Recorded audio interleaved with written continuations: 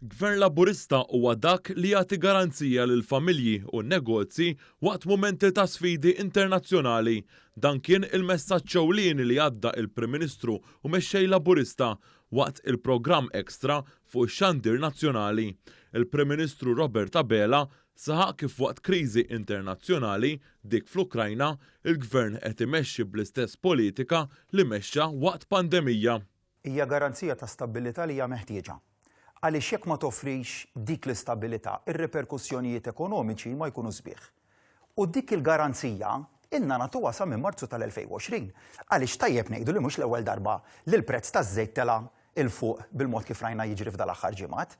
Qisu għandna replika ta' dak li ġara f'Marzu tal-2020, kemm fuq l-enerġija, partikolarment ukoll fuq il-provvista ta' basic foodstuffs.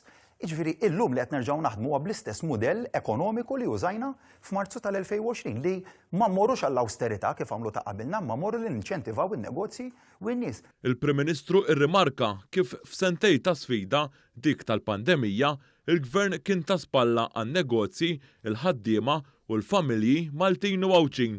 Hawnhekk Dr. Abela saħaq kif il-Gvern għandu prinċipju wieħed dak ta' ġustizzja soċjali waqt li jgħin u jinċentiva l-aktar dawk li jfilħu l-inqas fis-soċjetà.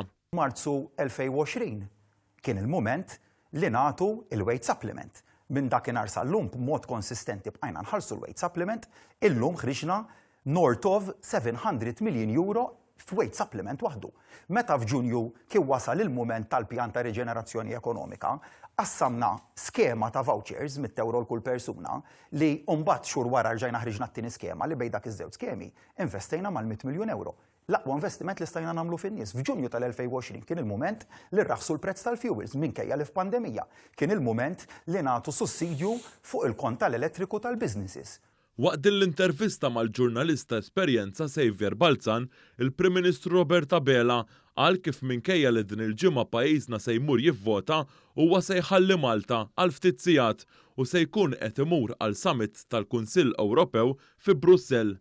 Hawnhekk Dr. Abela saħaq fuq l-interess nazzjonali kif diġà għamel darbtejn matul din il-kampanja elettorali fejn qiegħda l-impenji tiegħu bħala kap tal-Gvern Malti fil-fora Ewropea. Fl-aħħar ta' din il-ġimgħa minkejja li fuq l-adba elezzjoni ġenerali se nerġa' mmur Brussell għaliex nemmen li l-prijorità tiegħi anke f'din il-ġimgħa tibqa' it-tmexxija tal-pajjiż u se nerġa' nibgħat dan il-messaġġ illi iva ejja nagħmlu anke fuq livell Ewropew dak kollu possibbli biex infittxu il-paċi, jieqfu dan it-tensjonijiet u jridu jieqfu dawn l-attakki insensati. Dan huma attakki insensati mhux provokati u li qed jagħmlu kif għattajjeb inti ħsara enormi.